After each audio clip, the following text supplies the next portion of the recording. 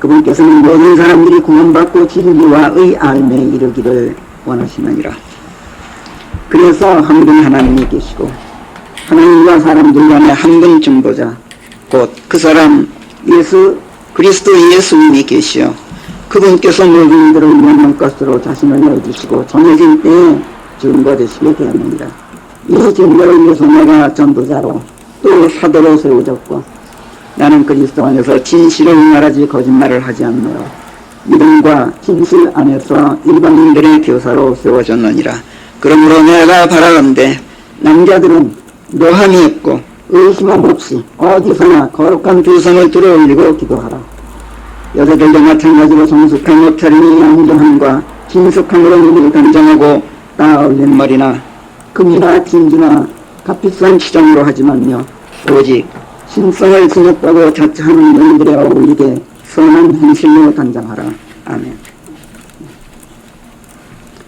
자, 2장 1절이 그러므로 라는 접속어로 시작이 됩니다.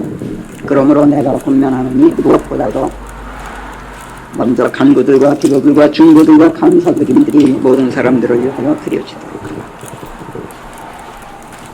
이렇게 접속어로 시작한다는 것은 새로운 장이지만 그 맥락이 앞장, 그러니까 1장의 내용에 접속되고 있다는 것을 나타내는 그런 표시죠. 그래서 1장에서 이루어지는 맥을 짚어서 읽어야 이 구절을 제대로 이해할 수 있어요. 그러므로 어떠함으로 1장의 중심 내용이 무엇이었죠? 1장 5절 6절 그 다음에 18절 19절 20절 그 마지막 그거를 제가 한번 이어가면서 지금까지 제명받아왔던 내용을 한번 요약해서 엮어보면 이렇게 읽혀요. 5절부터 보면 계명의 목적은 순수한 마음과 선한 양심과 거짓 없는 믿음에서 나오는 사랑이니라. 성경에서 암송 구절을 뽑으라 그럴 때 10대 암송 구절 중에 들어 전원되는 구절에 지금 이게 디모데전서 1장 5절이 계명의 목적은 하나님의 말씀의 목적은 순수한 마음과 선한 양심과 거짓 없는 믿음에서 나오는 사랑이니라.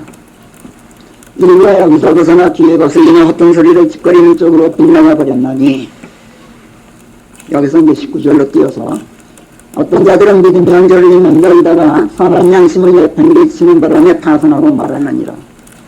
20절 그 중에는 후메네오와 알렉산더가 있나니 모두 갱의를 해서는 안 된다는 것을 그들로 터득게 하려고 나는 그들을 사탄에게 넘겼느니라. 그 다음에 이제 18절로 가면은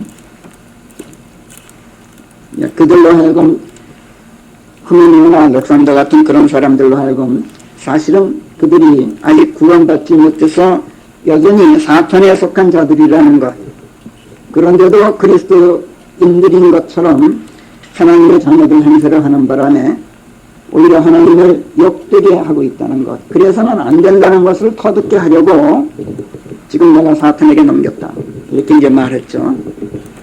그리고 이제 18절에서 아들 디모데야 너는 이들을 이렇게 만든 사탄과 선한 싸움을 싸우라. 지금 이렇게 맥이 이어지고 있는 말씀이에요. 지난달 얘기를 나눴던 예언들에 따라 이 책임을 내게 맡긴다. 그러니 너는 그 예언들을 힘입어서 믿음과 선한 양심을 붙잡고 그 선한 싸움을 싸워라. 그래야 된다. 이런 말씀이에요. 지난날 얘기에 임했던 예언들, 즉 하나님의 말씀들. 그러니까 하나님의 말씀은 여러 가지로 표현돼요. 예언도 되고 계명도 되고 뭐 여러 가지로 표현하죠. 지난날 얘기에 임했던 말씀들, 그 목적이 뭐였느냐, 그 말씀의 목적이 뭐냐, 사랑 아니냐. 5절에서 말씀하듯이. 그러니 하나님의 말씀들을 힘입어서 선한 싸움을 싸운다 한다는 것은 싸운다 하면 오직 사랑이 동기가 되는 싸움이어야 한다.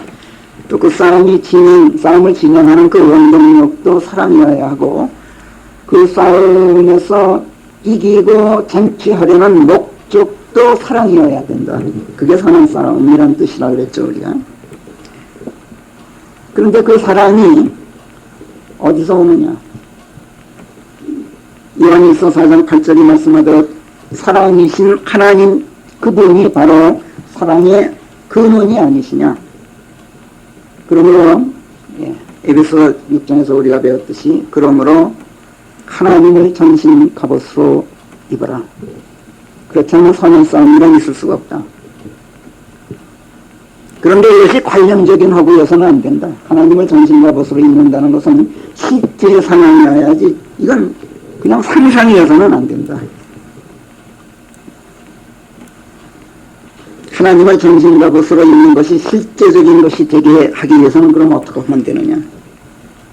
실제로 받아갖고 있는 예언들, 내가 지금 받아갖고 있는 그 예언들을 힘입으라 그랬잖아요. 즉 말씀들을 힘입으라 그랬잖아요. 그 말씀들로 무장하란 말이에요. 이게 하나님을 실제로 전신 갑옷으로 입는 거예요. 그 말씀은 내팽개쳐놓고 나는 하나님을 갑옷으로 입었습니다. 이건 순 거짓말이에요. 이게 관념적인 거예요. 이게 일반 종교 집단에서는 이렇게 하고 지나가요. 우리는 이거를 정말이지 경계해야 돼요. 정말이지 크리스찬리티는 이게 핵심이에요.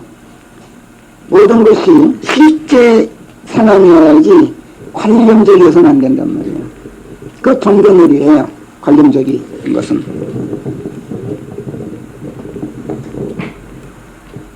실제로 네가 지금 예언들을 받아갖고 있지 않느냐, 말씀들을 받아갖고 있지 않느냐. 그럼 그 말씀들로 무장해라. 그것이 하나님을 전신 갑옷으로 입고 있는 것이다. 그런데 말씀들로 무장하고 있어도 실제로 사랑을 실천한다는 건 그렇게 간단하지가 않다. 인간의 본성으로는 성경에서 말씀하는 그런 사랑을 한다는 거, 그건 사실 인간의 본성으로는 불가능하다. 우리가 그동안 배운 거예요. 왜? 다른 사람을 사랑한다는 것. 그것도 후메네오나 알렉산더처럼 구원도 받지 못하고 그리스도인 행세를 하는 그런 가짜 그리스도인들을 사랑한다는 것. 이거는 아무리 우리가 그리스도인들이라 해도 우리 본성으로는 불가능해요. 인간의 본성으로는 안 돼. 말이 쉽지.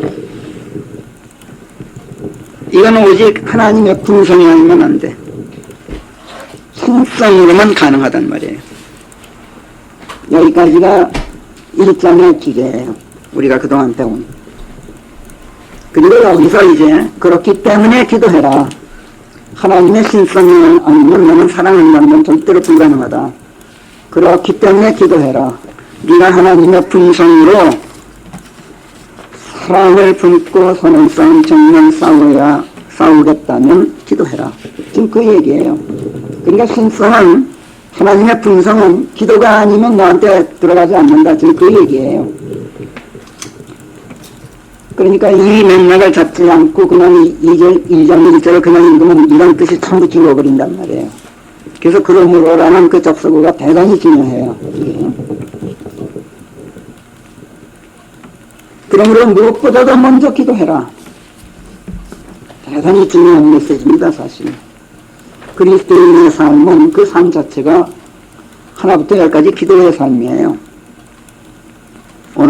오늘 설교의 주제입니다만은 그게 기도하지 않고는 하나님의 신성, 하나님의 성품,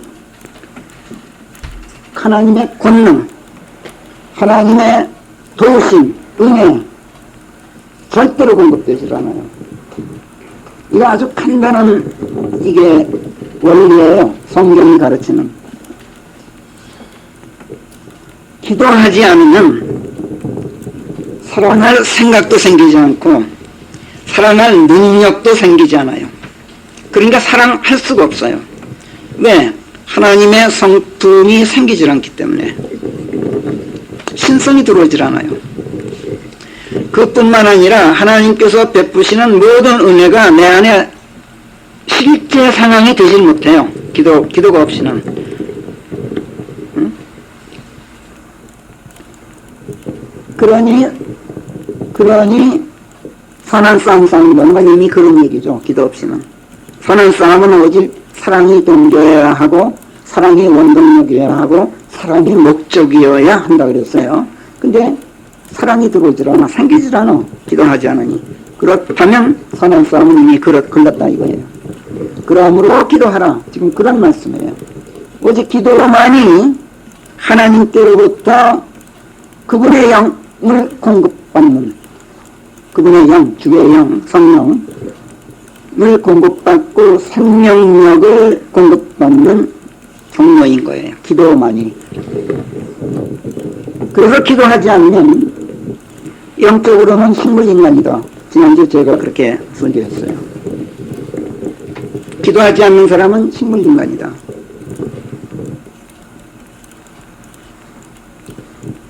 그래서 1절에서 그러므로 내가 권면하노니 무엇보다도 먼저 기도해라. 근데 기도에 간구를 담고 중보를 담고 감사드림을 담아서 모든 사람을 위하여. 여기서 모든 사람이란 참 공범이요, 모든 사람이란 정말 문자 그대로 모든 사람이에요.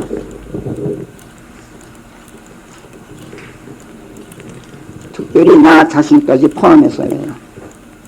나 자신, 내 처자식, 내 가족, 내 주변, 내 민족, 세계 일선체, 모든 사람. 이렇게 맥이 이어진단 말이에요, 이 말씀이. 자, 간구는 뭐라 그랬죠? 예, 필요한 것을 간절히 구하는 거예요. 하나님, 저 이게 필요해요. 하나님, 저 몸이 엄청 아파요. 고쳐주세요. 이게 간구예요. 중보는 다시 말씀드릴게요. 다른 사람의 허물과 죄를 내가 대신 짊어집니다. 그러니 그 사람의 모든 죄를 용서해 주십시오. 이게 중보예요. 그러니까 중보는 여러분들 함부로 못합니다. 여러분들이 누구를 위해서 중보 기도를 할 때는 그 사람의 모든 허물과 죄를 짊어질 각오를 하고 있어야 돼요. 오늘 그 찬송가 우리 144장 불렀는데, 주 예수 그리스도 십자가의 부끄러움을 내가 다 당하리라, 이런 가사가 있었어요. 십자가의 부끄러움을 내가 다 당하겠다, 이게 중보예요. 이건 예수님께서 모든 사람의 허물을 짊어지셨는데 그 십자가를 내가 당하겠다, 그 부끄러움을, 그 허물과 죄를 내가 전부 짊어지겠다 하는 각오를 담은 가사예요. 그게 이게 중보예요. 그래서 여러분들 중보기도 부탁할 때, 기도해 주십시오라고 부탁할 때, 내 허물을 짊어져 주십시오라고 부탁하는 거와 똑같고, 기도해 드리겠습니다 라고 약속할 때는 그 약속인 거예요. 그러니까 대단히 심각한 겁니다, 사실은 이게. 그렇게 쉽게 생각하지 마세요. 아마 그래서 여러분들이 기도 제목 제출하라고 내가 두 주전에 말씀드렸는데도 제출 안 하는 것 같아. 나한테 아마 짊어지기가 싫으신 것 같은데, 그래서 그런 걸로 제가 해석해요. 한 가정밖에는 지금 들어오질 않았어.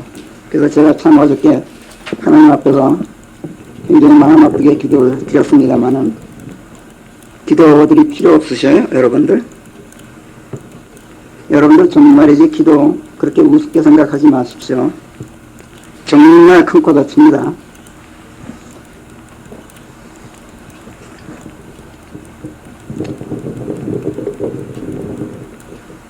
감사드리면 그럼 뭐냐?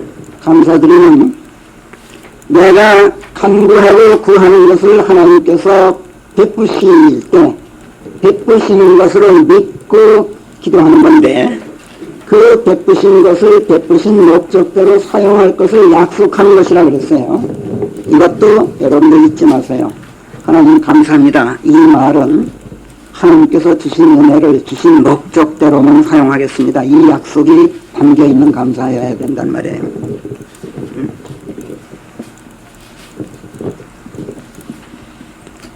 그리고 기도는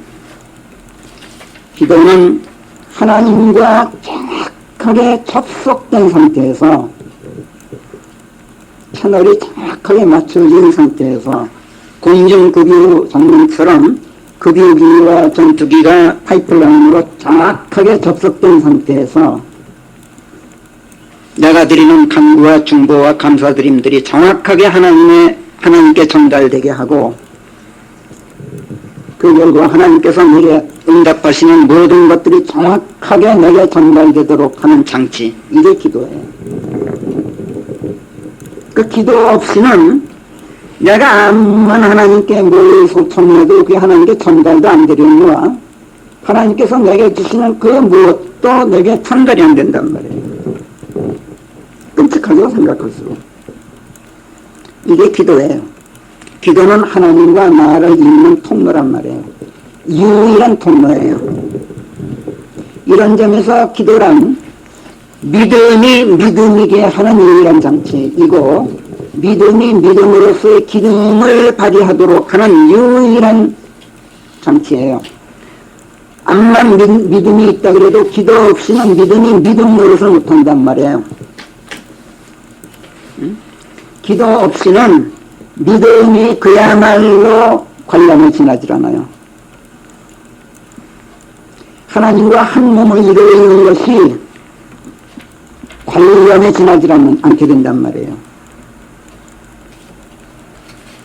하나님과 정말로 한 몸이 되어 있다면 그것이 관념적으로만 그런 것이 아니라 실제로 그런 것이라면 하나님께서 뜻하시고 하나님께서 행하시고 하나님께서 주시는 모든 것들이 실제로 이루어져야 돼요.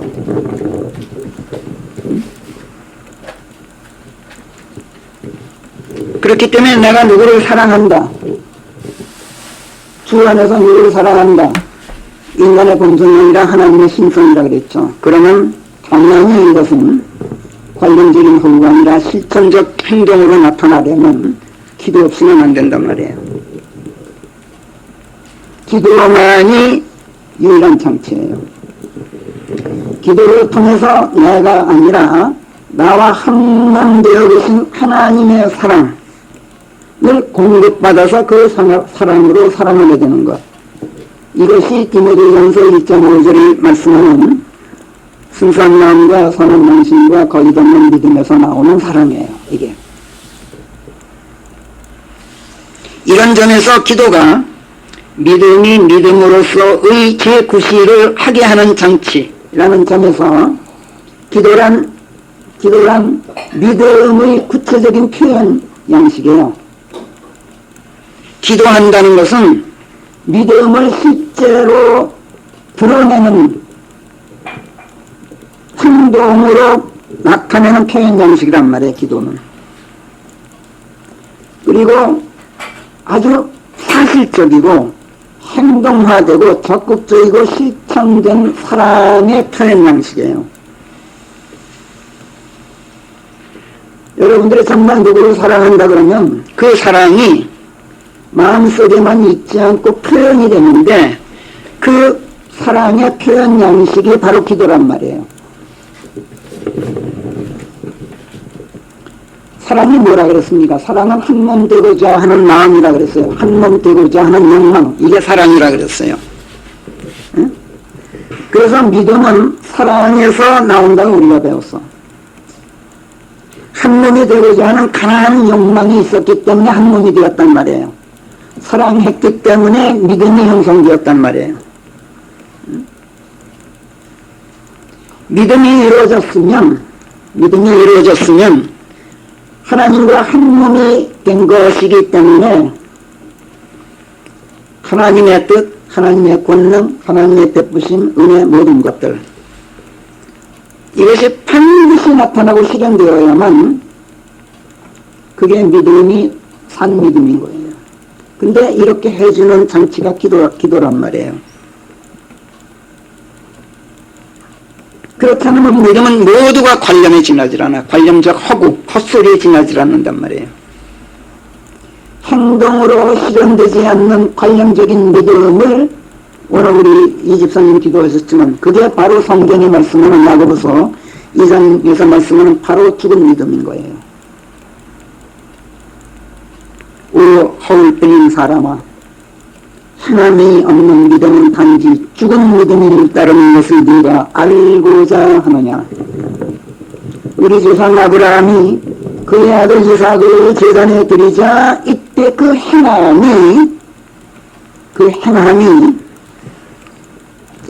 덕에 의롭다 하기에 타당하다고 그가 인정받지 않았더냐.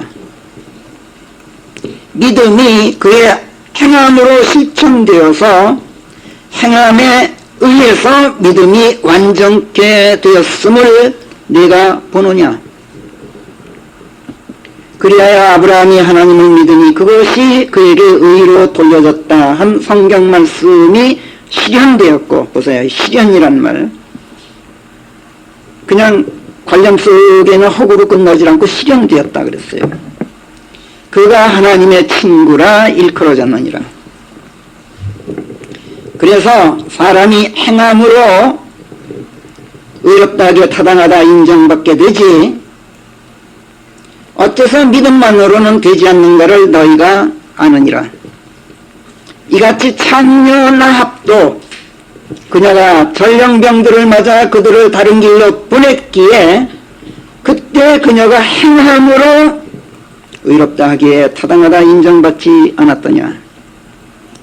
참, 그 다음에 26절인데요. 실로 영이 없는 몸이 죽은 것과 같이, 참 대단한 말씀이죠. 영이 없는 몸이 죽은 것과 같이 행함이 없는 믿음 또한 죽었느니라. 이게 야고보서 2장 20절에서 26절까지 말씀이에요. 특히 26절 말씀에 주목해 두세요. 영이 없는 몸은 죽은 것이다. 똑같이 행함이 없는 믿음도 죽었느니라.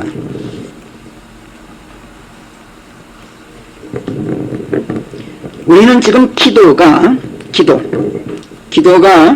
하나님과 정확히 접속된 상태에서 간구들과 중보들과 감사드림들을 하나님께 정확히 드려지게 하고, 이에 대해서 하나님의 응답들이 나에게 정확히 전달되게 해주는 통로라는 것. 이런 점에서 기도란 믿음이 믿음이게 하는, 믿음이 믿음으로서의 구실을 하도록 하는 장치라는 것. 하나님과 한 몸을 이루고 있는 것이 관념이 아니라 실제로 그런 것이어서 하나님께서 뜻하시고 행하시고 주시는 것들이 실제로 이루어지게 하는 장치라는 것, 기도가. 그래서 기도하지 않으면 영적으로 식물인간이나 다름없게 된다는 것을 공부하고 있는 중이에요. 영이 없는 몸이 죽은 것이다 라는 말은 지난주에 제가 설교했습니다만, 기도하지 않으면 하나님의 영이 나한테 들어오질 않아요. 그러면 나는 식물인간인 거예요.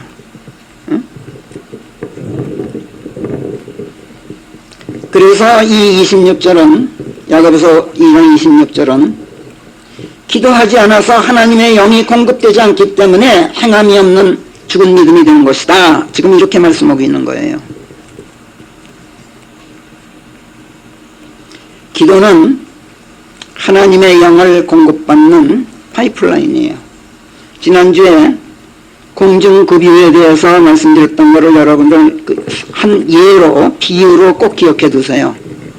공중에서 무기로부터 기름을 공급받는 거예요. 내가 그 하나님께로부터 기름, 성령을 기름이라고 그러죠. 기름 부음, 성령을 붓는 걸 기름 부음이라고 그러죠. 기름을 공급받는 게 공중급유인데 기도가 공중급유란 말이에요.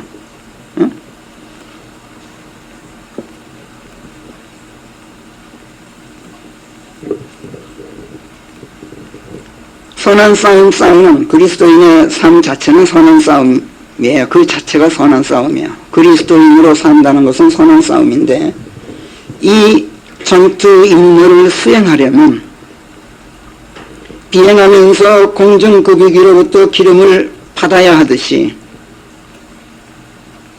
우리가 효율적으로 그 싸움을 싸우려면 급유기와 정확하게 항로를 같이 하고 항속을 같이 해야 된다 그랬어요. 그래야 공급된다 그랬어요. 그러니까 기도는 하나님의 길에 내가 정확하게 들어가 있고 하나님과 정확하게 행보를 같이 하는 거예요. 기도는. 그게 동행이에요. 그게. 내가 터지면 하나님이 저만치 앞서가고 내가 앞서가면 하나님이 저만치 뒤에 뒤쳐져 계셔요. 그래서도 안 되고 걷는 길이 다르면 더더구나 안 되고. 그러니까 기도란 하나님과 길을 같이 하는 것이고 행보를 같이 하는 것이란 말이에요. 기도하지 않으면 내가 모르는 사이에 하나님의 길에서 벗어나고 행보도 달리하게 되고 하나님과 동행이 이루어지질 않는단 말이에요.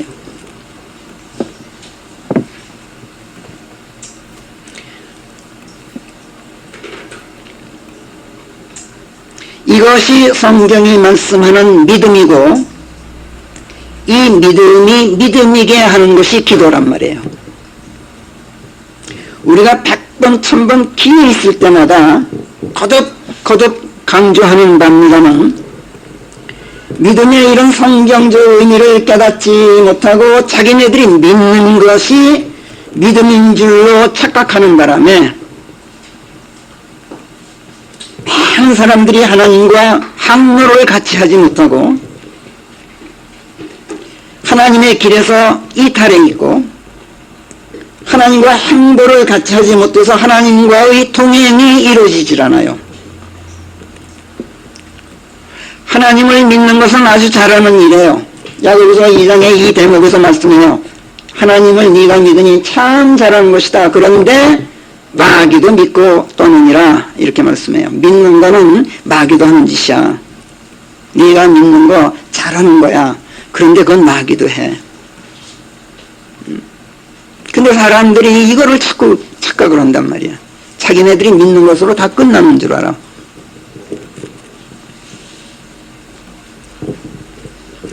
믿었으면 제발 믿는 것으로 끝나지 말고 그분과 연결되고 합하란 말이에요. 하나님과 한 몸을 이루고 그분과 길을 같이 하고 행보를 같이 하란 말이에요. 이것이 야고보서 2장에서 정말이지 뼈저리도록 사무치게 우리에게 권면하는 말씀이에요. 이게. 그런데 이런 구절들을 놓고 이거는 유대인이면 해당되는 무슨 대환란 시대 헌법이니 엉터리 이 얘기들을 여러분들이 지난날 다 배웠어요. 참 어처구니가 없지. 어처구니가 없어. 자, 하나님 안으로 들어가서 하나님께 완전히 의탁하고 모든 것을 그분께 맡기라는 이 이야기예요. 아주 쉬운 얘기예요. 그런데 어떻게 하면 그렇게 할 수 있는가? 어떻게 하면 그렇게 할 수 있는가? 어떻게 하면 관념이 아니라 실제 상황이 될 수 있게 하는가? 기도가 그렇게 만들어져요. 오로지 기도만이 그렇게 만들어져요. 기도는 나를 몽땅 산 제물로 하나님께 드리는 제사예요. 기도는 내 자아를 산 제물로 몽땅 내놓지 않으면 기도가 아니에요. 기도는 나를 몽땅 드리는 거예요. 나를 내놓지 않고 드리는 기도는 성경이 뭐라 그러는지 아세요? 하나님께서 역겨워하신다 그래요. 성경은 굉장히 심한 말을 씁니다. 하나님께서 그건 하나님께 어버미네이션이다. 하나님께 혐오스러움이다. 이런 표현을 써요. 잠언 15장 8절 같은 데서 예를 들면은 사악한 자의 희생제가 뭐예요? 제사 아니에요. 제사는 나를 하나님께 드리는 거예요. 제사란 종교 집단이나 샤머니즘에서 드리는 제사는 하나님을 그들의 신을 즐겁게 하기 위해서 음식이나 뭘 제물을 드리는데, 우리 성경에서의 제사는 그 음식이나 제물에 나를 담아서 드리는 거예요. 그러니까 나를 드리는 의식이에요. 그런데 사악한 자의 희생제는, 그게 종교나 샤머니즘이 드리는 가짜 제사, 그거는 하나님, 자기를 드리는 게 아니기 때문에 하나님께 역겨움이요, 이렇게 말해요. 그 다음에 똑바른 자의 기도는 그분의 기쁨이로다. 똑바르다라는 말은 여러분들 성경에서 옳다 또는 의롭다, right죠.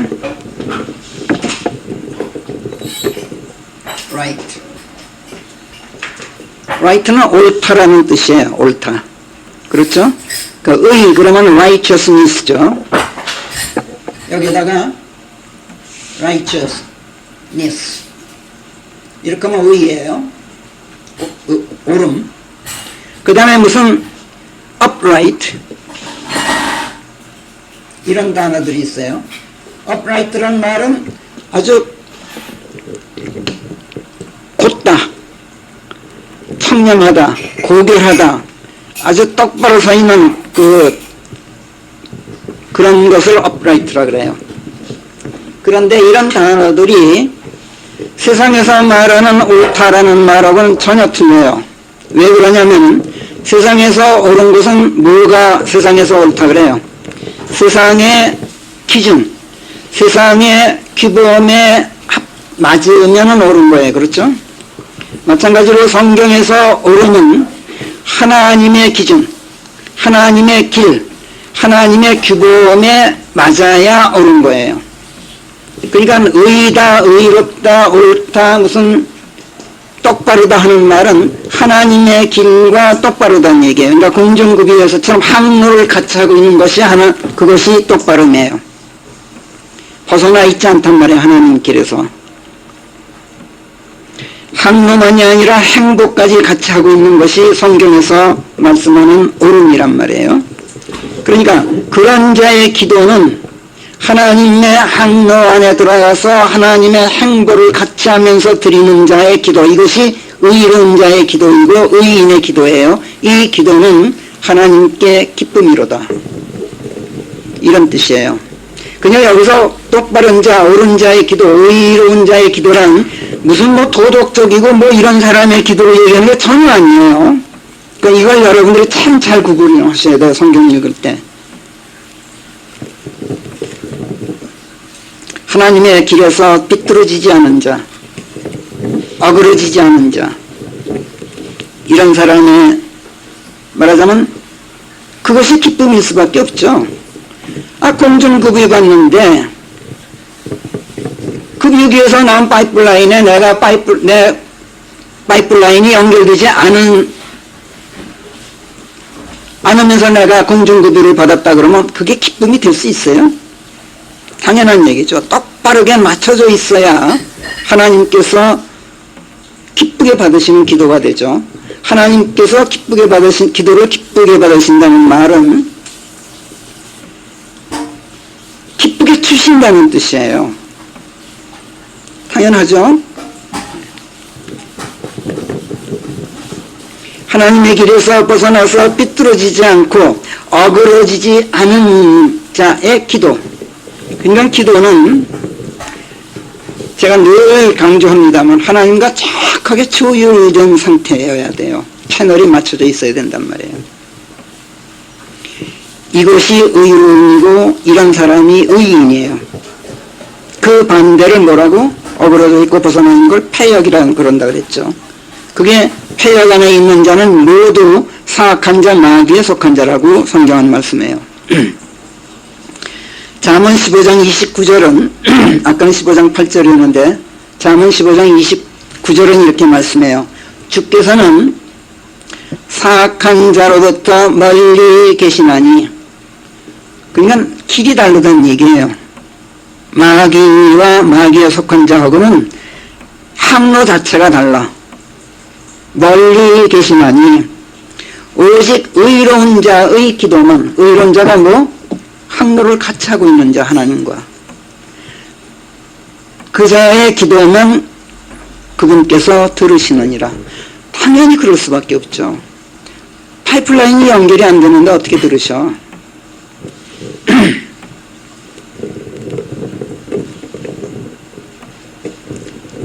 그렇다면 사람들이 하나님을 믿기는 하는데 어째서 하나님과 길을 같이 하지 않는 것인가? 어째서 행보를 달리하는 것일까? 왜 그럴 것 같아요? 그건 뭐 답이 너무나 간단하죠. 왜 사람들이 그걸 못하는가? 하나님을 믿기는 해. 믿기는 하는데 믿음 안에 들어가지 못해. 하나님과 믿음의 관계는 형성하지 못해. 그 이유는 두 가지예요. 하나는 모르거나 잘못 배워서 지가 믿는 게 믿음인 걸로 착각하고 있다니까. 둘째는 이것이 더 큰 이유지만은 너무나 이유가 간단해. 여러분들 이건 뭐 대답거리도 아니야.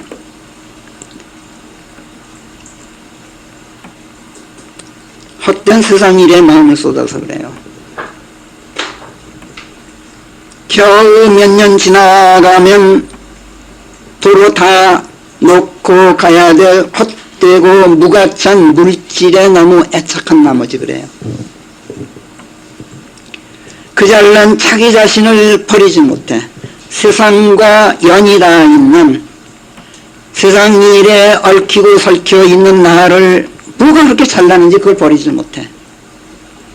그리고 나를 붙잡고 있는, 나를 얼거먹여 있는 그 물질 다 놓고 가야 될 텐데 그것에 대한 애착을 못 버려. 그 바람에 하나님의 길에 들어가지 못해. 기도가 안 되는 거야. 그러니까 하나님께서 정말로 주고자 하시는 것을 전부 놓치고 있는 거야. 하나님의 말씀들의 귀를 도저히 기울여지지가 않아. 왜? 다른 데 지금 정신이 팔려 있는 걸. 그러니까 나 자신보다 훨씬 더 능하신 하나님을 붙잡지 못해. 이 세상보다 훨씬 더 행복한 저 세상을 올려다보질 않아. 이 세상 물질로는 비교조차 할 수 없는 그 고귀한 하늘의 부활을 안 보는 거야. 그러면서 이거 해주세요, 저거 해주세요 하고 기도해. 하나님께서 이런 사람의 기도를 역겨워하신단 말이에요. 왜 그러느냐? 이런 기도는 옆에 사탕봉지가 있어. 지금 옆에 사탕봉지가 있는데 그걸 쳐다보지도 않고 아이가 사탕 내놓으라고 붙이는 거와 똑같아. 그래서 야, 네 옆에 사탕봉지가 한 봉지 가득 있는데 왜 그래? 그래도 안 쳐다봐. 그거는 그래 놓고 사탕 내놓으라. 이거 얼마나 역겨워. 그거하고 똑같은 거예요. 지금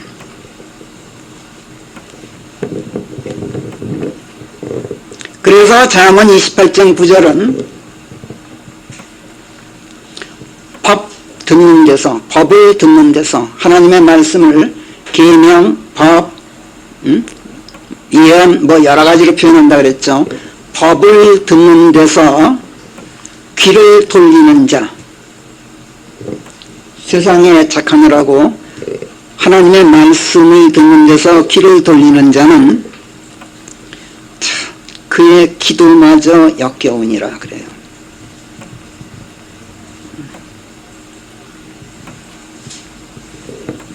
그냥 성경이 얼마나 순날하고 심한 말로, 정말 지나칠 정도로 심한 말로 기도하지 않는 것에 대해서 표현을 해요.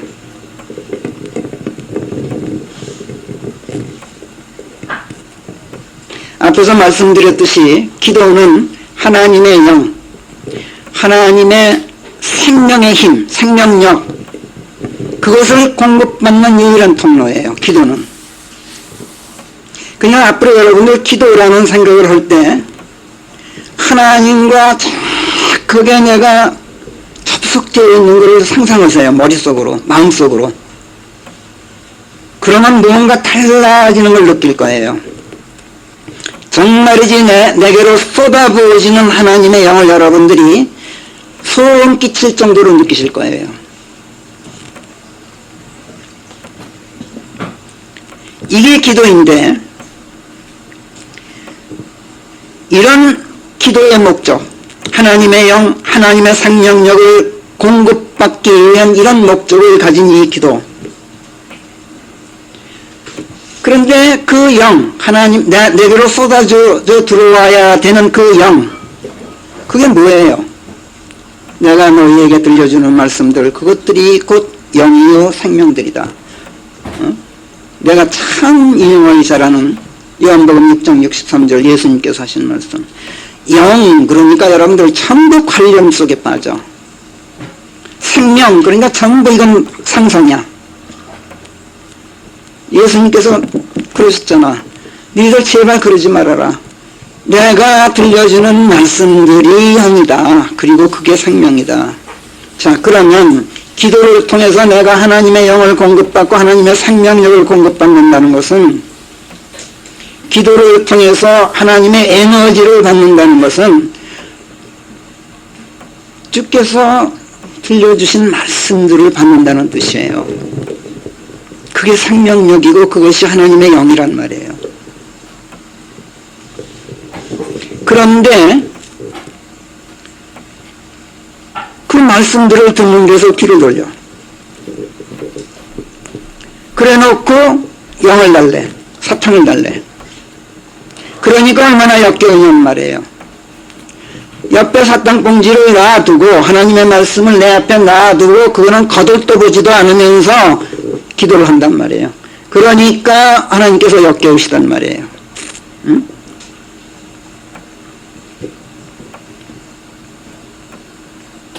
앞에 놓인 하나님의 말씀들을 통해서, 말씀들은 항상 실제로 있잖아요. 그죠? 말씀들은 허구가 아니잖아요. 여러분들 앞에 말씀이 있다고 지금. 그리고 그 말씀들을 성경 창세기 1장 1절부터 요한계시록 22장 21절까지 여러분들이 다 모으더라도 다만 몇 마디라도 받아갖고 있는 말씀들이 있잖아요. 그렇죠?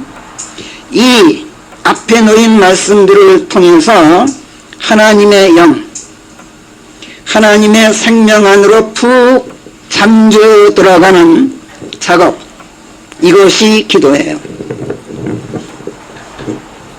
푹 잠겨 들어가 침몰하는 것, 말씀 안으로 침몰하는 것. 성경에서는 이 침몰을 침몰이라고 안 하고 침례라고 말을 해요. 응? 침몰.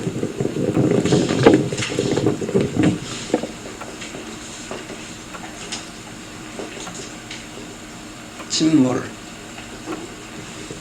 갑자기 생각이 안 나네.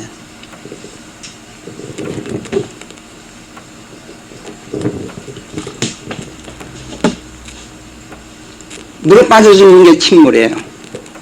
물에 빠져 죽는 거. 보세요, 여러분들. 내가 물에 빠지면 왜 죽어요? 물에 빠지면 익사하잖아요. 왜 익사하죠? 물을 들이켜서 익사해요. 예수 그리스도 안에 내가 빠지면은 예수 그리스도를 들이켜서 내가 죽어요. 하나님의 말씀들 안에 내가 침몰되면 하나님의 말씀들을 들이키는 바람에 내가 죽어버려요. 말씀들 안에서. 이것이 성경이 말씀하는 바티스마예요. 헬라어로. 바티스마.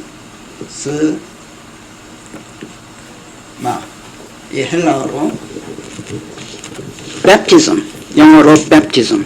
바티스마를 킹제임 성경은 음역을 해서 baptism이라는 말을 그대로 써요. 이거를 우리가 우리말로 침례라고 번역을 하고 있는 거예요. 이 baptisma란 뭘 말하냐면 하나님의 말씀들 안으로, 예수 그리스도 안으로, 하나님 안으로 푹 잠겨 들어가 죽는다, 이런 뜻이에요. 바프티스마란.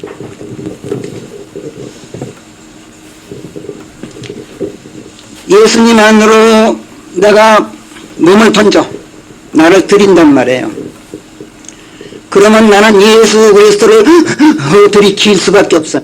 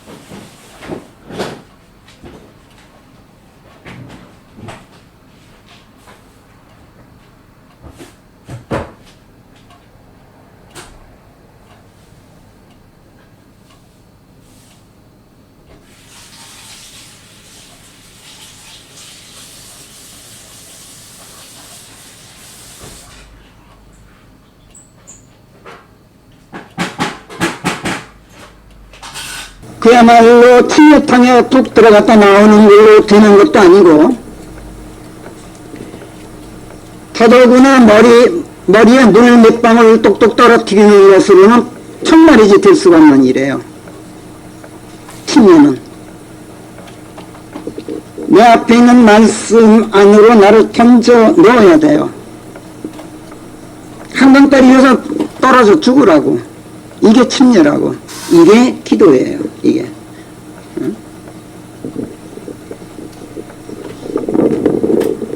그러면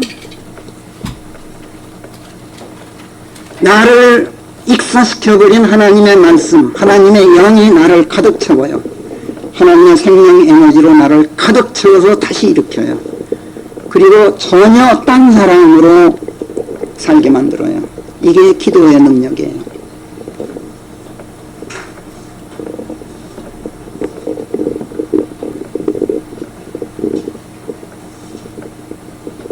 그런데 내가 하나님의 말씀 그 안으로 나 자신을 침몰시키는 것, 침례되는 것, 그리스도의 죽으심만으로 내가 침례되어 들어가서 그분과 함께 장사되는 것,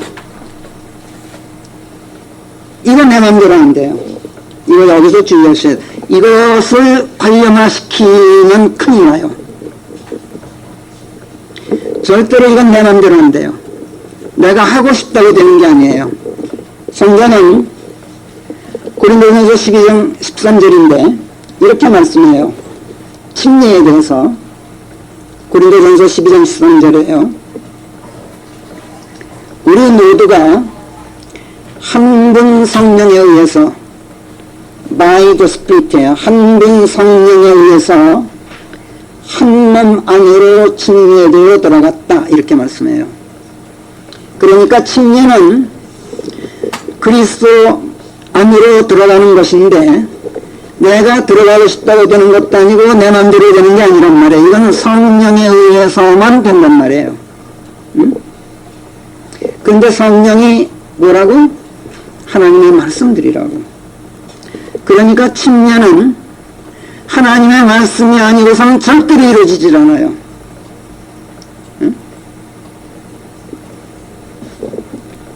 하나님의 말씀이 아니고서 내가 침례되었다고 말하는 것은 그거야말로 관념이에요. 허구야. 거짓말이라고. 그거는. 우리 모두가 한 분 성령에 의하여 한 몸 안으로 침례되어 들어갔고 모두가 마시고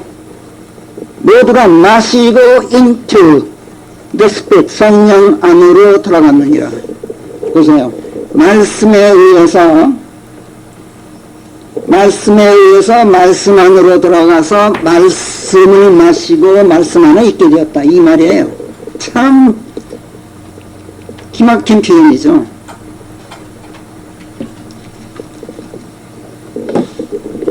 그러니까 침례는 성경에 말씀하는 침례는 하나님의 말씀들에 의해서만 이루어져요.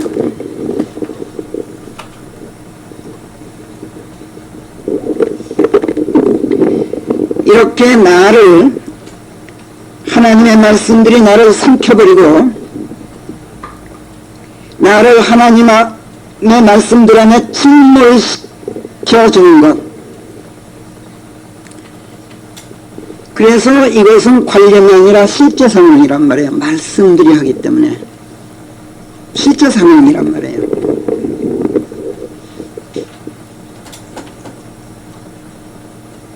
그러니까 무리 침례니 무슨 종교의식으로 이루어지는 현상은 절대로 아니란 말이에요.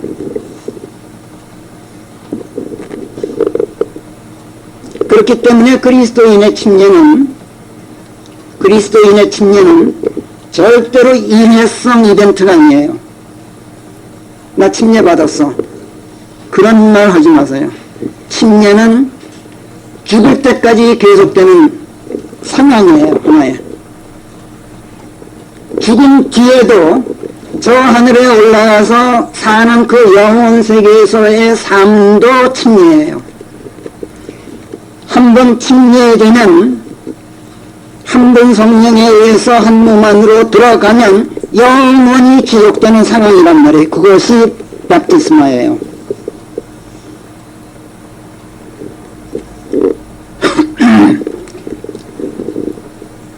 그래서 사도 바울은 고린도전서 15장 31절에서 I die daily, 나는 매일 죽노라 이렇게 표현했어요. 일회성이 아니야. 침례는 매일 죽는 거야. 매일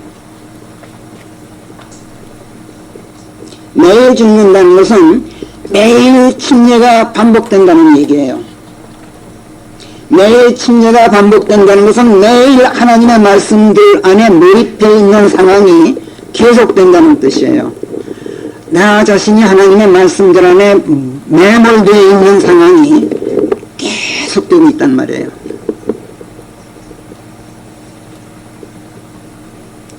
하나님의 말씀들에 몰입해 있는 이런 상황이, 이런 삶이 매일 계속될 수밖에 없는 것이, 왜 그럴 수밖에 없느냐 하면 그리스도인의 삶 속에는 하나님의 생명 에너지가 끊임없이 흐르고 있어야 하기 때문에 그래요. 여러분들 컴퓨터 스위치를 끄면은 로그 오프 해버리면 전류가 끊어지죠. 그러면 그 컴퓨터가 컴퓨터입니까? 그냥 기계덩어리예요. 컴퓨터에는 전류가 흘러야 컴퓨터예요. 살아 움직여요. 사람도 영이 흘러야 살아있는 존재예요. 영이 없는 놈은 죽었다 그랬잖아요. 그러니까 그리스도인이 그리스도인으로 살아있고 깨어있고 활동하려면 단 한순간도 활력이 끊어져서는 안 돼요. 그것이 하나님의 영이란 말이에요. 그것이 에너지예요. 나를 살아있게 하는 에너지라고. 그것이 단 한순간이라도 단절되면 나는 죽는 거예요. 죽은 놈이 된단 말이에요. 이것을 이렇게 하루 24시간 끊임없이 하나님의 생명의 에너지가 내 안으로 공급되어 있는 상황, 기도를 통해서 이것을 성경은 깨어있음 이렇게 표현을 해요. 깨어있음이란 이런 걸 얘기해요. 깨어있음은 두 가지로, 성경에서 두 가지로 표현하는데 미리 얘기할게. 다음 시간에 이걸 제가 말씀드리려고 그랬는데, 성경에서 깨어있음은 두 가지. 하나는 정신 바짝 차리고 워치한다는 뜻이에요. 관찰하다. 워치한다는 말은 감시한다는 말이에요. 워치타워가 뭐예요? 파스벤이에요. 감시하는 걸 말해요. 이게 깨어있음이에요. 그 다음에 또 하나는 뭐냐면 소브라이어티라 그래서 좀 어려운 단어인데 이건 킹제임 성경만 쓰는 단어예요. 소버하다. 이거는 명사고 소버하다. 이게 무슨 뜻이냐면은 맑은 정신으로 깨어있다. 다시 말해서 술 취한 흐리멍덩한 상태가 아니라 잠자고 있는 것도 아니고 흐리멍덩한 상태가 아니라 아주 맑은 정신으로 깨어있는 것. 여자들은 진숙함으로 단장할지니의 그 진숙함, 진지하고 맑음, 이것이 진숙이에요. 거기서 진숙이란 단어는 한자로 여러 가지로 쓸 수 있어요. 근데 여기서 쓰고 있는 이 진숙은 참진자 맑을 숙자의 진숙함이에요. 그러니까 진지하고 맑은 정신으로 깨어있음으로 단장하라. 아까 그 10절에서 디모데전서 2장 10절에서 그건 다음 시간에 제가 설명하게 되겠습니다만은,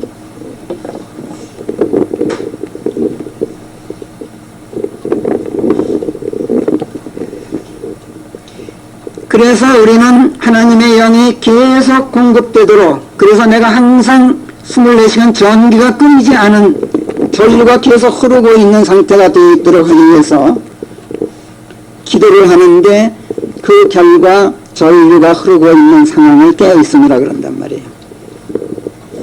그러니까 하나님의 말씀들 안에 푹 잠겨서 하나님의 영 안에 몰입해 있으면 자연히 그렇게 되게 돼 있어. 이것을 몰아, 나를 버림, 나를 침몰시킨 거, 몰아, 의 경지라 그래요. 몰아의 경지. 몰아라는 걸 여러분들 많이 들었을 거예요. 그냥 말씀들 안에 내가 푹 잠겨 있으면 자연히 몰아의 경지에 이르게 돼요. 그런 거 여러분들 많이 체험해 봤을 걸로 생각이 돼요. 저는 말씀들 안에서 몰아가 되는 경우, 그러니까 우리 집사람 짜증날 때가 참 많은데 밥 먹어 했는데 못 알아듣는 거야 내가. 그게 한두 번 그런 게 아니라 매일 그래, 매일. 이 몰아의 경지에 이르러 있는 것이 깨어있음이에요. 내가 없는 상태예요. 나는 이미 말씀들 속에 침몰해 있어요.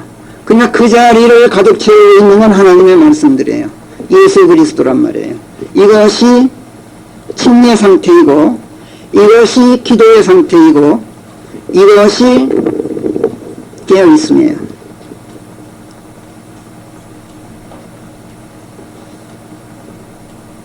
그리스도인은 그 안에 하나님의 생명 에너지, 즉 하나님의 영이 흐르고 있어야 살아있는 것이지, 이게 끊기는 그 순간 죽는 거예요.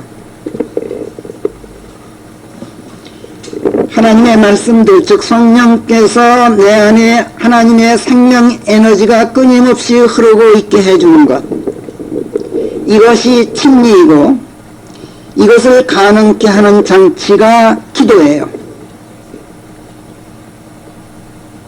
그리고 이런 상태가 성경이 말씀하는 깨어있음이에요. 그래서 성경은 기도를 언급할 때마다 반드시 깨어있음이라는 말씀이 따라붙어요. 같이 다녀요.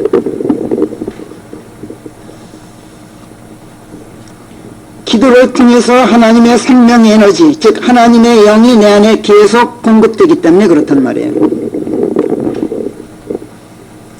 하나님의 말씀들 안에 푹 잠겨서 하나님의 영 안에 몰입해 있으면 몰아의 경지에 이른다 그랬어요. 이 몰아, 모든 세상과 연결되어 있는 나를 침몰시켜버리는 것, 그래서 세상과의 연을 끊어버린 상태, 이것을 몰아의 경지라고 그래요. 이 몰아를 성경은 침례라 그런단 말이에요. 그러니까 오늘 침례에 대한 개념도, 믿음에 대한 개념도, 기도에 대한 개념 특히 여러분들 확 바꾸셔야 돼요.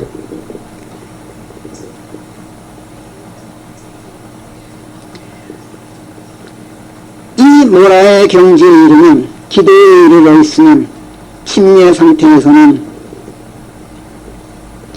세상 온갖 요소들과 얽혀있는 내가 없어져 버려요. 간 데가 없어.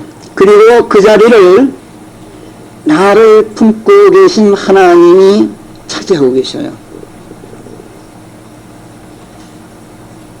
그것도 가득 채우고 계셔요. 그 자리를.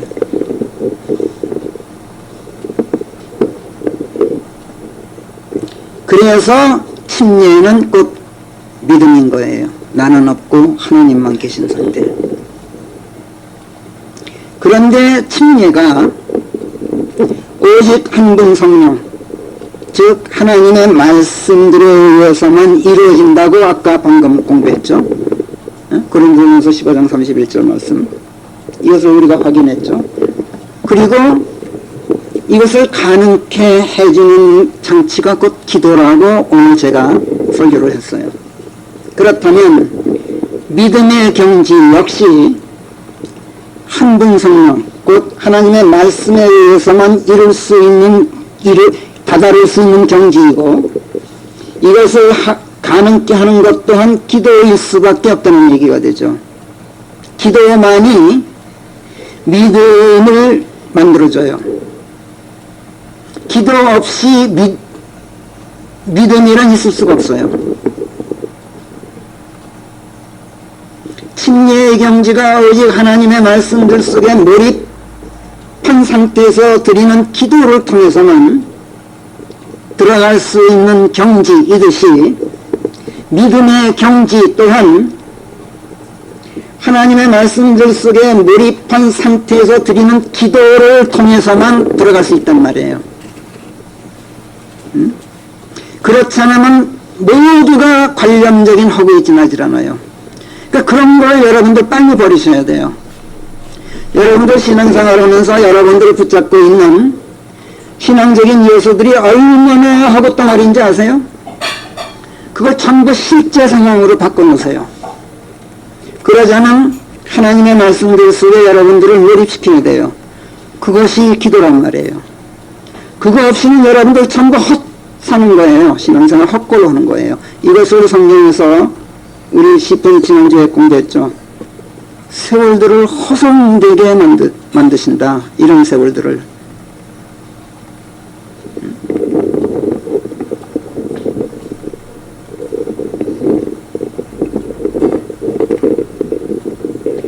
이런 상태에서 하나님의 말씀들 속에서 몰입한 상태에서 드리는 기도, 이 기도는 왜 하나님께서 기뻐 받으시냐?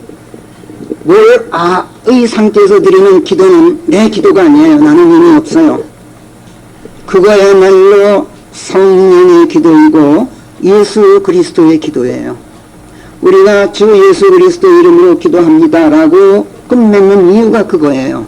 근데 그것을 관념적으로 한다고 우리가 모르고, 정말로 내가 기도할 때 내 음성이지만 그리스도의 음성인 것을 내가 발견해야 돼요.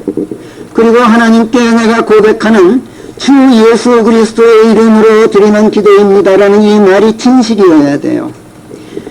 그렇기 때문에 하나님께서는 그 기도를 기뻐 받으셔요. 왜? 그리스도의 기도이기 때문에.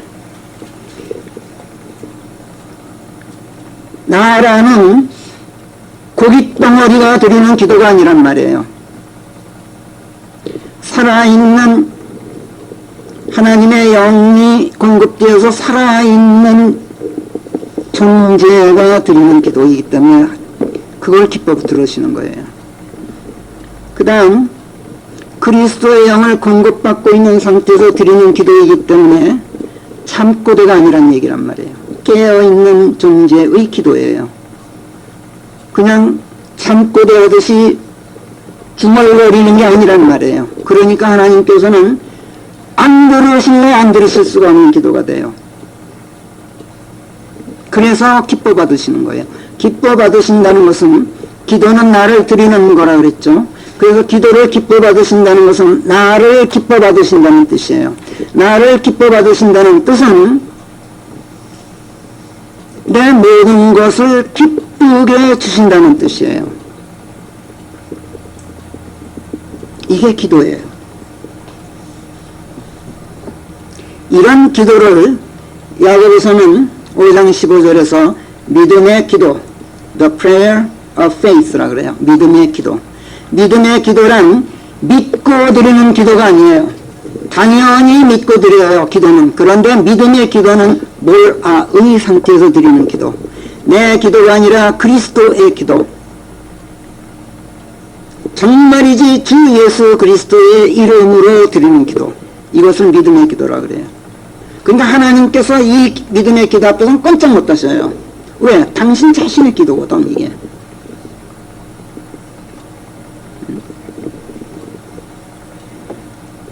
야고보서 5장 14절 15절에서 이렇게 말씀해요. 여러분들 이 말씀 오늘 정말 귀담아 들으세요. 너희 중 누가 아프냐? 너희 중 누가 아프냐? 그는 교회의 장로들을 부르라. 그리고 그들로 하여금 주의 이름으로 그에게 기름으로 기름 부음을 하면서 그를 위해 기도해 주도록 하라. 기름으로 기름 부음을 한다는 게 무슨 뜻이라고? 성령으로 성령을 부으면서 하나님의 말씀으로 하나님의 말씀을 쏟아부으면서 그를 위해 기도해 주도록 해라. 그러면 믿음의 기도가 여기서 믿음의 기도란 말이 나와요. 믿음의 기도란 말은 딱 여기서만 나와요, 성경에서. 그러면 믿음의 기도가 그것이 성령의 기도이고 그리스도의 기도이기 때문에 믿음의 기도가 그 병자를 구할 것인즉 주께서 그를 일으키실 것이요 그가 죄를 지었으면 그 죄들이 그에게 용서되리라. 이건 약속이에요. 성경이 말씀하는. 교회의 장로들은 나이 들어서 늙었어요. 그래서 세상에서 떠날 날이 멀지 않은 사람들이에요. 그렇잖아요? 세상의 풍산곡절, 인생의 희노애락, 세월의 덧없음을 다 겪고 왔고 열심히 살려고 가진 애를 다 쓰면서 성공과 실패, 성취와 좌절을 다 맛본 뒤에 결국 욥기 7장 1절이 말씀하듯 우리 그 전도주에 제가 실었던 글입니다마는 욥기 7장 1절에서 그 날들이 품꾼들의 날들 같고 5절에서 입고 있는 육체는 살이라고 하지만 벌레들이 우글거리는 흙먼지를 입고 있는 것에 불과하고 또 오늘 묵도 시간에 묵상했던 시편 78편 39절 말씀들처럼 한 번 지나가면 다시 오지 않는 바람과 같은 것, 이것이 인생이로구나. 이거를 깨닫고 터득한 사람들이에요, 장로들은. 그럼에도 불구하고 이 헛된 세상에서 지금까지 지내온 것이 모두 다 하나님의 은혜였구나를 아는 사람들이에요. 이게 장로들이에요. 이건 아주 뼛속 깊이 체험한 사람들이에요. 그게 교회의 장로들이에요. 그래서 장로들은 이 헛된 세상에 집착하기보다 하나님의 은혜로 이제 곧 들어가 살게 될 다음 세상에 거기에 있는 그 영원한 본향집을 그리워하면서 거기에 쉽게 집착하는 위치에 있는 사람들이에요. 다시 말해서 하나님과 금방 접속되는 사람들이에요. 장로들은 항상 하나님과 스위치가 온 돼 있어요. 오프가 없어요. 왜? 이 세상에서는 이미 끝난 사람들이거든. 육신의 감각은 무뎌져 있어요. 이 살덩어리, 고깃덩어리의 감각은 형편없이 무뎌져 있어요. 그 동물적인 지성은 굉장히 쇠퇴해 있어요. 인간의 동물적인 지성은 젊은 사람을 따라가지 못해. 이미 감퇴했어. 이 세상살이를 영위하기 위해서 필요한 육신적 순발력, 이거는 아주 형편없이 지금 쇠퇴해 있어요. 늙은이들은. 그렇지만요, 다음 세상을 보는 영적 감각은 놀랍도록 예민해 있어요. 영원한 세상을 생각하는 그 영적 지성은 얼마나 맑게 깨어 있는지 몰라요. 저는 이 얘기를 정말 울면서 하고 싶어요, 여러분에게. 이 세상을 정리하고 새 세상에서의 삶을 준비하는 그 지혜는 얼마나 많이 축적되어 있는지 몰라요. 이게 교회의 장로들이에요. 그렇기 때문에 성경은 감히 누가 아프냐? 교회의 장로들을 불러라. 이렇게 권고하는 거예요. 자신 있게 권고해요. 그들은 그만큼 기도를 통해서 하나님의 말씀들 속에 자신을 몰입시키는 훈련이 잘 되어 있는 사람들이에요. 아주 수월하게 모라의 경지에 들어갈 수 있어요. 그래서 그들이 기도하면서 발설하는 그 말들은 한마디 한마디가 그들의 말들이 아니라 그들이 들어가 있는 주 예수 그리스도의 영께서 발설하는 말씀들이고 그 말씀들로 하나님께 고하는 말들이기 때문에 하나님께서 안 받으실래 안 받으실 수가 없어요. 그 기도를. 그래서 그들의 기도는 기름으로 기름 부음을 하는 기도가 금방 될 수 있어요. 성령의 기름으로 기름 부음을 하는 기도가 된단 말이에요. 따라서 병자를 치유하고 죄를 용서하는 권능이 발휘돼요. 이것이 야고보서 5장 14절 15절이 말씀하는 증거예요. 이건 성경의 증언이에요. 자, 그렇다고 해서 젊은 사람들은 이런 기도를 드릴 수가 없다는 얘기는 절대로 아니에요. 이 세상을 얼마나 살아보았느냐 하는 것은 이 세상을 얼마나 살아보았느냐 하는 그 인생의 횟수가 영적 감각을 좌우하는 건 아니에요. 영적 지성이나 영적 지혜가 쌓이는 것은 이런 세상에서의 삶의 길이로 결정되는 건 절대로 아니에요.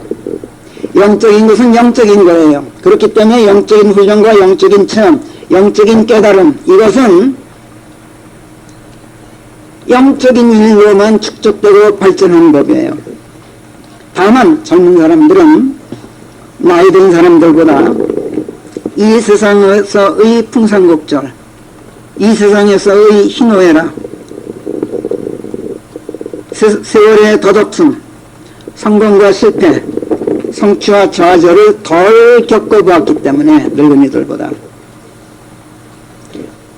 이런 체험들을 교회 장로들에게서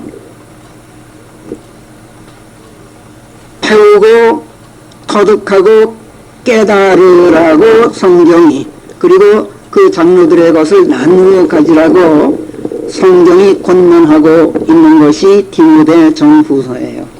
젊은 디모데에게 나이 먹은 사도 바울이 그렇게 가르치고 있어요. 성령께서 사도 바울을 통해서 젊은 디모데에게 그렇게 권면하시는 거예요, 지금. 그리고 이 권면들이 초점이 기도에 모아지고 있어요, 지금.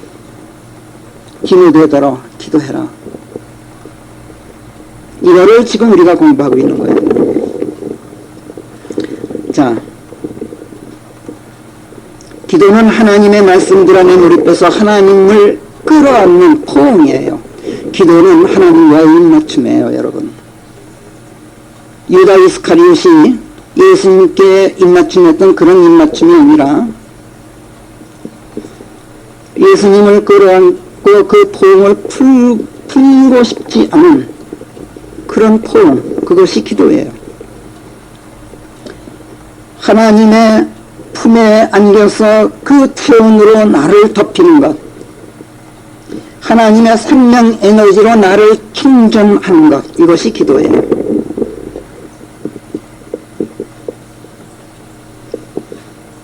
그리고 하나님을 향한 사랑, 그것을 아주 적극적이고 실제적이고 능동적으로 표현하는 표현 양식이에요. 기도는. 하나님을 포옹하고 하나님께 입맞추지 않은 채 드리는 기도는 하나님에 대한 사랑도 없이 드리는 기도예요. 그래서 하나님께서는 이런 기도를 절대로 기뻐하실 수가 없어요. 기뻐하시기는커녕 도리어 역겨워하신다 라고 성경이 말씀하는 걸 우리가 오늘 두 구절 배웠어요. 그런데 침례가 일회성 이벤트가 아니듯이 기도 또한 때때로 생각나면 드리는, 간헐적으로 시간 나면 드리는 그런 행사가 아니에요. 기도는. 기도는 계속적으로 이어지는 하나의 상황이에요. 행사가 아니라고. 기도는 항시 말씀에 몰입하고 전념해 있는 상황이에요. 그래서 기도할 때는 기도에 전념하라 라는 말씀이 거기서 나와요. 기도는 전념하는 것이지 했다 안 했다 하는 게 아니에요. 하나님의 영으로 깨어있음에 이르러 있는, 그야말로 정신 차리고 깨어있는 그런 하나의 상황이란 말이에요. 그래서 성경은 기도에 대해서 권면할 때마다 반드시 항시성, 지속성, 그 다음에 깨어있음을 강조해요. 골로새서 4장 2절에서는 기도에 전념할지니 감사드림과 함께 기도 안에서 깨어있으라 이렇게 말씀해요. 깨어있음, 감사드림, 전념, 이게 기도에 따라 붙는 말씀이란 말이에요. 베드로전서 4장 7절은 뭐라 그래요? 단연코 만물의 종말이 임박하였나니 그러므로 정신 차리고 깨어서 수고, 아까 말씀드렸죠. 정신 차리고 깨어서 기도에 이르러 있으라. 기도는 이르러 있는 상황이지 이르러 있으라예요. 네? 그 기도한다는 말은 어떤 상황 속에 들어간다는 것이지 어떤 행동을 한번 하고 말고 이러는 게 아니란 말이에요. 저 유명한 데살로니가전서 5장 17절은 뭐예요? 쉬지 말고 기도하라예요. 이게 기도에 따라 붙는 수식어예요. Without ceasing. 쉼 없이 기도하라. 그 다음에 오늘 공부하고 있는 디모데전서 2장은 8절에서 뭐라 그래요? 어디에서나 거룩한 두 손을 들어 올리고 기도하라예요. 거룩한 두 손이 뭐예요? 하나님께 모든 것을 다 드린 상태로 기도를 하라예요. 그러니까 드려진 삶을 살아라. 예컨대 그리스도인의 삶 자체가 기도여야 한다. 지금 그 말씀이에요. 그럴 수밖에 없죠. 왜? 하나님의 영을 공급받는 것이기 때문에, 하나님의 생명 에너지로 충전되는 것이기 때문에, 단 한 1초라도 전류가 끊겨서는 안 되는, 항상 스위치가 ON 되어 있어야 되는 상태이기 때문에 그럴 수밖에 없단 말이에요. 하나님의 숨결을 들여 마시는 것이 기도이기 때문에, 호흡은 숨을 들이마시는 것은 무슨 때를 가리고 장소를 가리질 않잖아요. 그죠? 여러분들 숨 쉬는 걸 때를 가리고 장소를 가리면 어떻게 돼요? 살 수가 있어요? 호흡은 항시 어디서나 이어지는 하나의 현상 아니에요. 응? 숨을 쉬는 것 그 자체가 삶이란 말이에요. 그래서 기도는 그리스도의 드려진 삶 그 자체다. 이렇게 설명했던 거예요. 모든 것을 감사한 마음으로 받아들이고, 모든 것을 감사하고, 모든 것을 소망하고, 모든 것을 참고, 모든 것을 용서하고, 그리고 모든 것을 사랑하는 삶, 그것이 그리스도인의 드려진 삶이라면, 이런 삶은 하나님의 영이 아니면 살 수 없는 삶 아니에요. 그렇죠? 어떻게 우리가 모든 것을 수용하고, 모든 것을 감내하고, 모든 것을 참고, 모든 것을 용서하고 살 수 있어요? 그리스도의 영이 아니면, 하나님의 영이 아니면. 그렇다면 그리스도의 영을 계속 공급받아야 될 거 아니에요. 기도는 그래서 우리의 삶 그 자체란 말이에요. 그래서 무엇보다도 먼저 간구들과 기도들과 중보들과 감사드림들이 모든 사람들을 위하여 드려지도록 하라고 말씀을 했던 거예요. 자, 그런데 이런 삶은, 그리스도인의 이런 삶은 하나님의 품성을 지닌 하나님의 신성과 덕성으로 살아가는 평화롭고 고요한 삶이어야 되죠. 이런 삶은 결코 덜커덩거리는 시끄럽고 요란한 삶일 수가 없어요. 사람의 인성과 육신적인 야성으로 살 수 있는 그런 삶이 아니잖아요. 그렇잖아요? 이리 부딪히고 저리 부딪히면서 좌충우돌하는 그런 요란한 삶일 수가 없단 말이에요. 그래서 디모데전서 2장 1절에서 기도하라 그런 다음에 2절에서 뭐라 그러냐면 왕들과 높은 지위에 있는 모든 이들을 위해서 그리하라 이렇게 말씀해요. 높은 지위에 있는 사람들이란 in authority, 당국자들을 얘기해. 당국자들. 그냥 나라 통치를 위한 기관에 종사하는 당국자들. 그 다음에 뭐라 그래? 그래야 우리가 더할 나위 없는 신성과 품성 안에서, 덕성 안에서 조용하고 평화로운 삶을 영위할 수 있다라고 이유를 설명해요. 하나님께로부터 나라를 다스릴 책임을 맡은 통치자들과 당국자들은 나라를 잘 다스려서 사회가 안정되고 치안이 유지되고 백성이 평안할 수 있도록 하는 책임을 부여받은 사람들이에요. 하나님께로부터. 모든 권력은 위로부터 와요. 그들이 이 책임을 다하고 맡은 임무를 잘 수행해야 우리 그리스도인들도 하나님의 품격인 신성과 덕성을 유지하는 가운데 말씀으로 무장하고 선한 싸움을 싸울 수 있어요. 그렇지 않으면 그럴 여유가 생기질 않아요.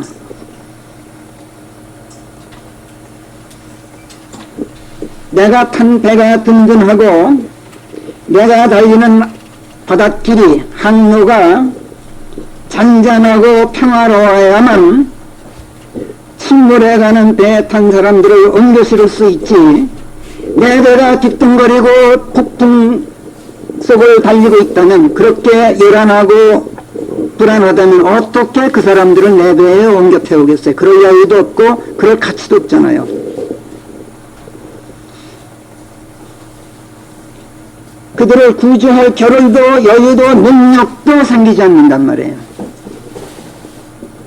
그래서 왕들과 권력 당국자들을 위해서 먼저 기도하라고 권고하는 거예요.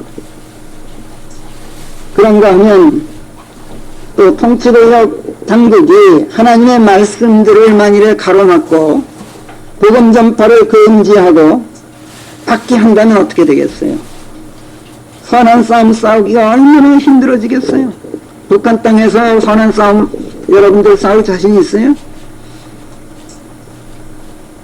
그래서 그들부터 복음을 받아들이고 그들부터 구원받게 해달라고 기도하는 것은 지극히 당연하죠. 그들만이 아니라 모든 사람들이 복음을 듣고 구원의 길에 들어설 길이 열리게 해달라고 기도하는 것은 당연하죠. 그래서 다음 3절 4절은 이렇게 말씀해요. 실로 이것이 우리 구주 하나님의 목전에 선하고 기뻐 받으실 만하니 그분께서는 모든 사람들이 구원받고 진리와의 알매 이르기를 원하시느니라. 우리가 생명의 배를 타고 최종 목적지인 항구를 향해서 진리의 항로를 지금 순항하고 있어. 응? 이때 죽음의 배를 타고 멸망의 항로를 항해하다가 좌초하고 파산한 데가 보여. 그거 그냥 지나가. 우리가 만약에 그냥 못 본 척하고 지나간다면, 그래서 우리가 구원의 항구에 도착했어. 그러면 하나님께서 우리를 반갑게 맞으실 것 같아요. 여러분 한번 생각해 보세요. 내가 어떤 목적지를 가고 있는데 그게 구원의 마지막 기착지야. 근데 가다 보니까 배가 하나가 지금 빠지고 있어. 거기에 사람들이 타고 있어. 근데 내가 그 못 본 척하고 그냥 지나갔어. 그리고 무사히 도착했어. 그러면 하나님께서 플랜카드 걸어놓고 환영, 입항 이럴 것 같아요? 여러분들 어떻게 생각되세요?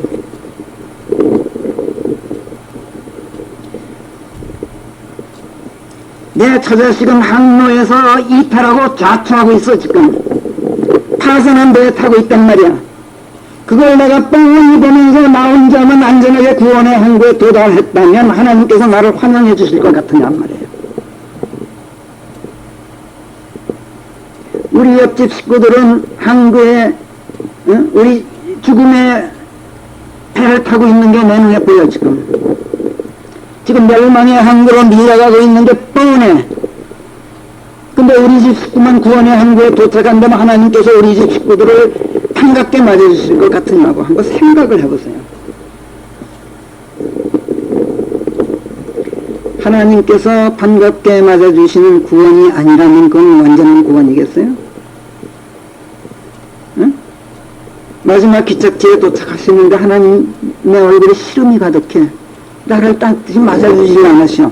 그러면 그게 완전한 구원이겠느냐고 한번 생각해 보세요. 내 구원이 하나님 앞에서 자랑스럽고 영광스러운 구원이 아니라면 그 구원이 완전한 구원이라고 할 수 있겠느냐 말이에요.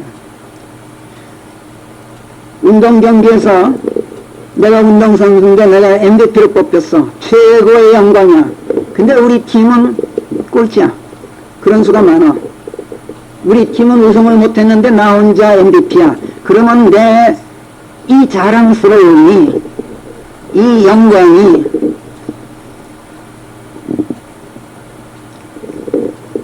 뭐 이렇게 대단하겠어요. 몸에 여러 지체가 있어. 한쪽 눈은 참 잘 보여. 근데 한쪽 눈은 애구야 내가. 그럼 내가 잘 보이는 한쪽 눈 여러분 자랑하겠어요? 나는 여태까지 애구가 자랑하는 거 못 봤어. 내가 오른다리는 든든해. 근데 왼쪽 발은 없는 외다리야. 그런데 내가 든든한 오른쪽 발 영광스럽게 생각하겠느냐고. 난 그런 사람 못 봤어. 여태까지. 한번 생각해 보시라고.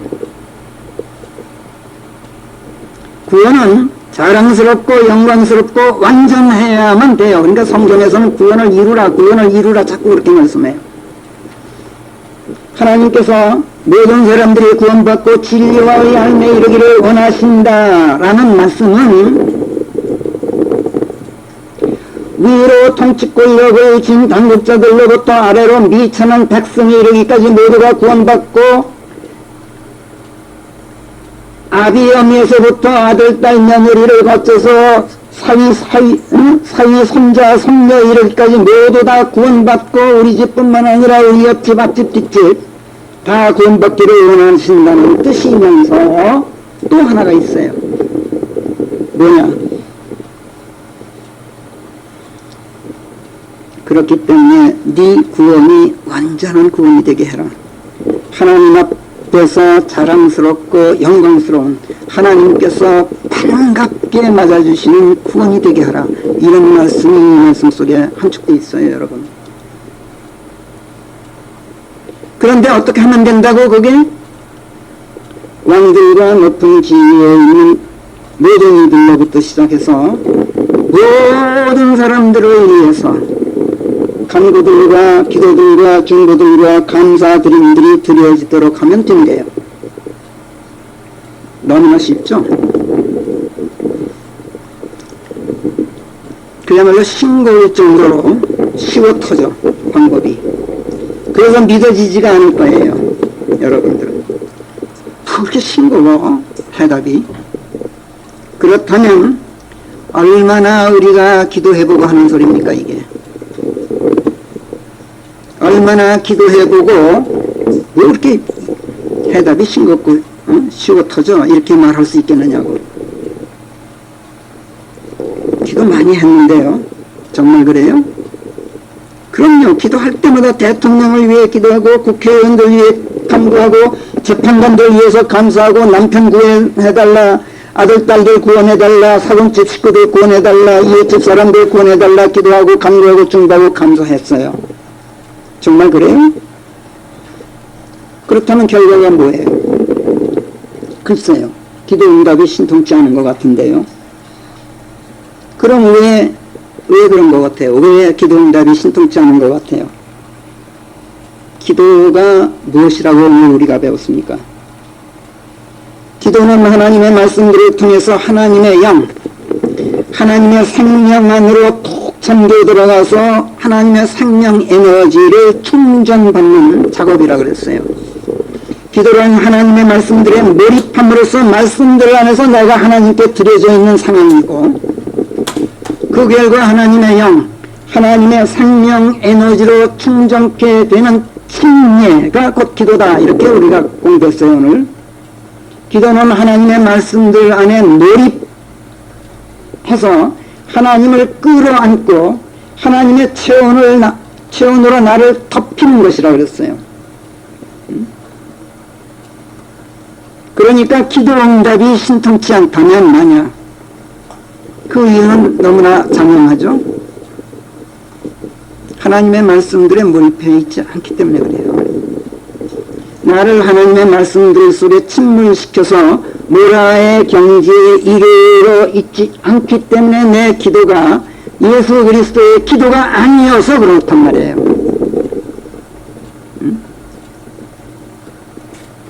그러니까 하나님께서 받으시는 기도가 아니란 말이에요.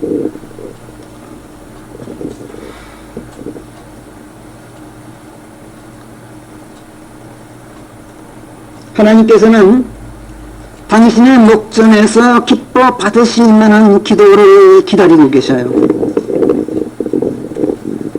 그러면 반드시 응답하신다는 약속과 함께 그렇게 성경은 말씀해요.